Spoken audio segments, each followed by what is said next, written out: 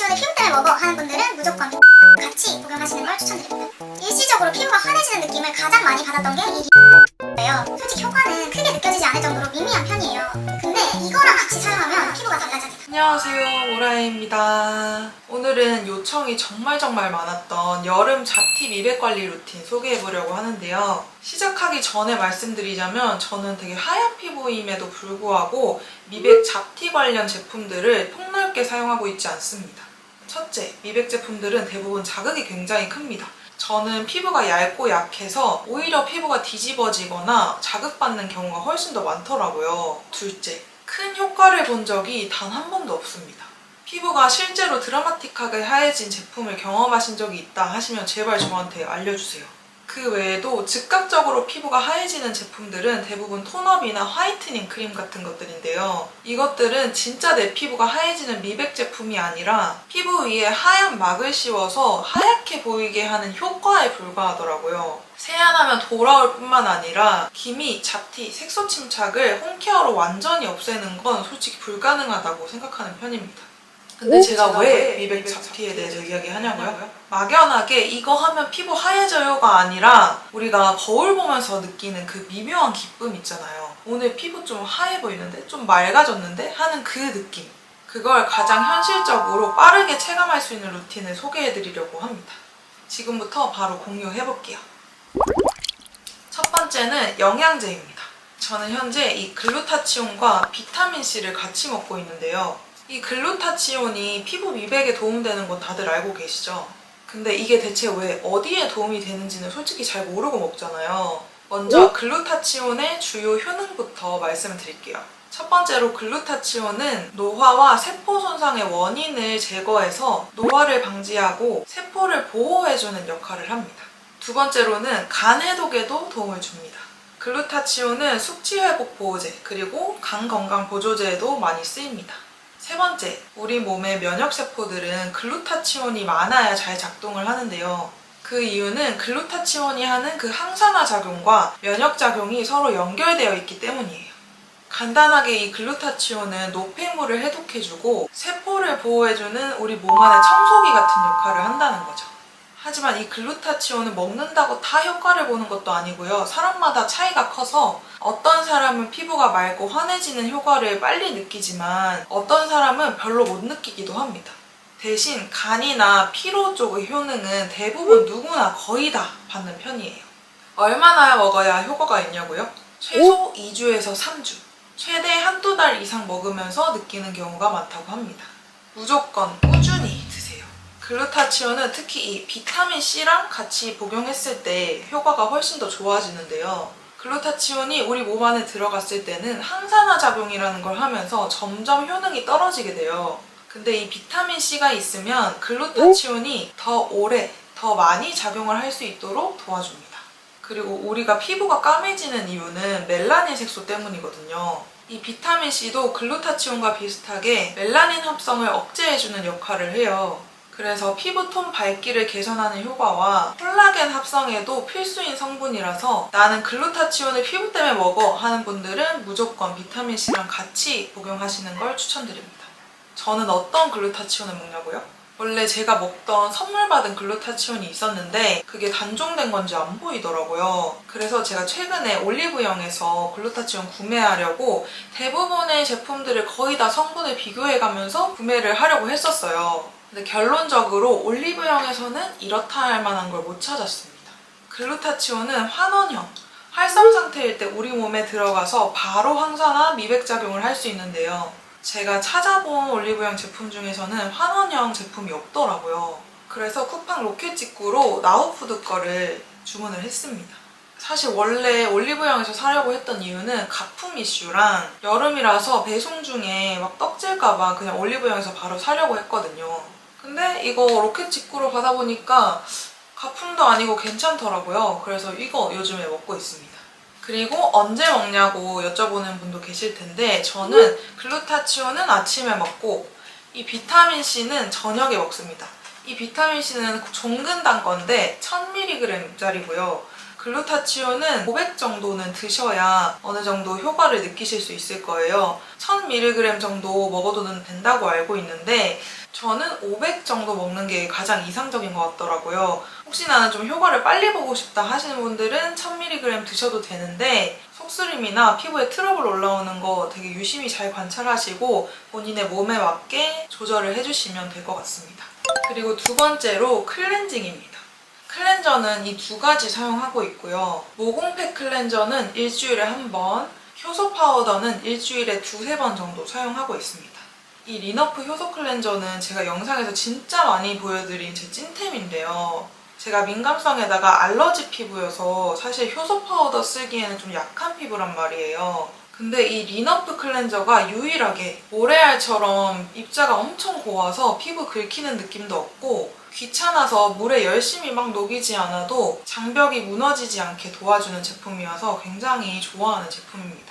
그리고 세안 직후의 거울을 봤을 때 일시적으로 피부가 환해지는 느낌을 가장 많이 받았던 게 이 리너프 효소 클렌저예요. 노폐물 정리해주고 피부결 정돈해줘서 피부가 전체적으로 맑아지고 붉긋붉긋한 색소 침착 같은 것들 때문에 균일하지 못했던 톤을 일정하게 정리해주는 역할을 아주 잘하는 제품입니다. 그리고 두 번째, 센텔리안 24 모공팩 클렌저.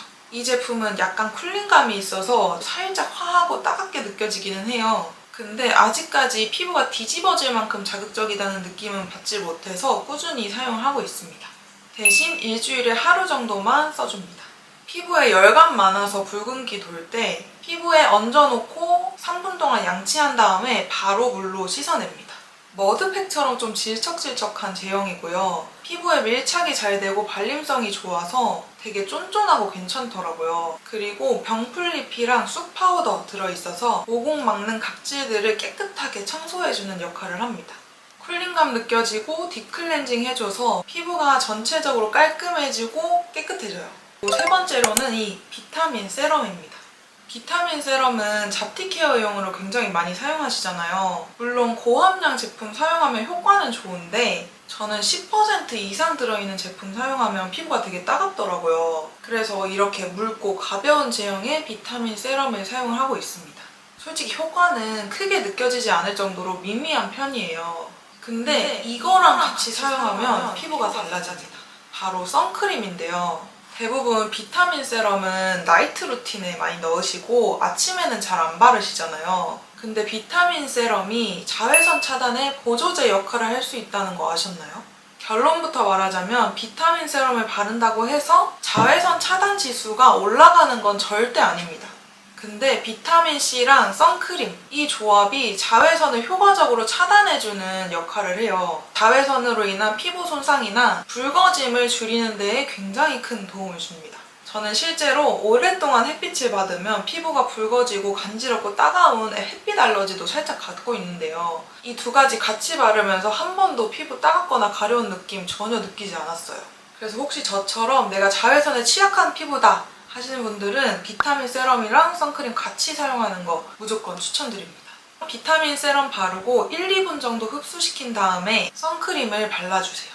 저는 유기자차 선크림이 세럼이랑 같이 바르기도 편하고 메이크업 하기도 편해서 좀 부드럽고 수분크림 같은 제형의 선크림을 사용하고 있습니다.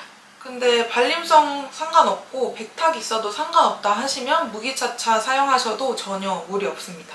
세럼을 완전히 흡수시키고 나서 선크림을 바르는 그 흡수 시간만 제대로 지켜주시면 상관없어요. 마지막으로는 약국에 파는 이 멜라토닌 크림 발라주는 건데요. 저는 저녁에 스킨케어 다 끝난 뒤에 이 제품을 잡티가 고민되는 부위에 좀 두껍게 올려줍니다. 여드름 색소 침착에도 도움이 되고 생긴 지 얼마 안 된 옅은 잡티들 있잖아요. 그런 건 꽤 깨끗하게 지워집니다. 근데 오래되고 짙은 잡티에는 큰 효과를 느끼지 못했어요. 그리고 이 제품은 아직 아물지 않은 여드름 위에 올려두면 오히려 자극받고 피부 벗겨질 수 있으니까 무조건 다 아문, 좀 된 여드름 흉터에만 바르셔야 됩니다. 이 멜라토닌 크림은 대부분 피부톤 그리고 미백 개선을 위해서 만들어진 제품인데요. 이런 기능성 제품들은 얼굴 전체에는 절대 바르지 않고 잡티 있는 부분만 콕콕 짜서 발라주고요. 다들 미백 제품 하면 나이아신아마이드도 굉장히 많이 떠올리는 성분 중에 하나잖아요. 근데 이거는 나이아신아마이드 크림이 아니라 히드로퀴논이라는 성분이 든 크림이에요. 멜라닌이 생성되는 걸 아예 차단을 해줘서 이미 있는 색소를 서서히 탈색시키는 역할을 해줘요. 그래서 기미, 주근깨 같은 눈에 띄는 색소 침착에 빠른 효과를 볼 수 있는 되게 강력한 크림입니다. 저는 얼굴 전체의 기능성 제품을 사용하지 못하다 보니까 국소 부위에 올려주는 제품으로 사용하고 있습니다.